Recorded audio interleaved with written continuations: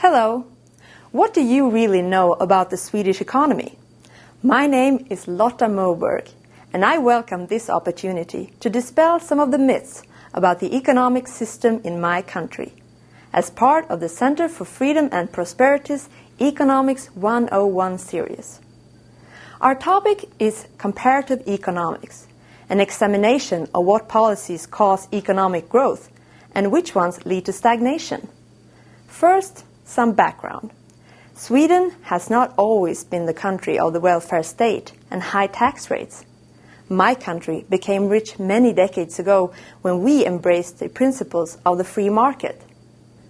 The golden age of economic growth in Sweden began around 1870 and lasted about 100 years. During that period, real per capita income rose sevenfold, giving Swedes the fourth highest per capita income in the world by 1970. How did we become rich? Sweden had robust and secure property rights and the rule of law, with a fair and honest court system, and a solid private banking system. Trade surged as tariffs and banking regulations declined. Sweden also had a relatively small government for most of that period, with taxes and spending about the same level as the United States. But in the 1970s, things began to go wrong, and the Swedish economy began to lag other rich nations. The government gave subsidies to industries in trouble, instead of letting inefficient companies fail and leave room for new and more productive ones. Taxes were sharply increased. At one point, taking into account all taxes, the marginal tax rate was over 100% for some people. All of the new subsidies and benefits resulted in the public sector consuming an even larger share of national output.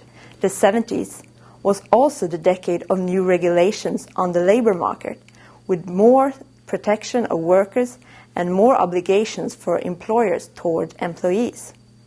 The Swedish currency, the krona, was devalued several times in an attempt to boost export industries. This is a bit like peeing in your pants. It's first all warm, but will soon turn cold for a long period ahead. A nasty spiral of even higher wage demands from workers was met with currency devaluations in vain attempts to save businesses. The unpredictability in the economy continued in the 80s, with devaluations combined with expansive fiscal policies, until the country plunged into a crisis in the beginning of the 90s. But my home country has begun to change. We have privatized many of our state-owned firms, liberalized the credit market, deregulated international currency transactions, and lowered the marginal income tax rate. Also, unemployment and sickness compensation payments have been reduced. We have reformed the school and healthcare systems and brought in private incentives. Sweden is more of a market economy today, with fewer unpredictable government interventions. There is still much to do in Sweden. More tax and spending reforms are needed. Rent controls and labor market regulations are still too onerous. But we are moving in the right direction with some good free market policies. But what can we learn from the history of Sweden? Unpredictable and lavish government spending and protection of industries in risk of collapse is not a sound economic policy.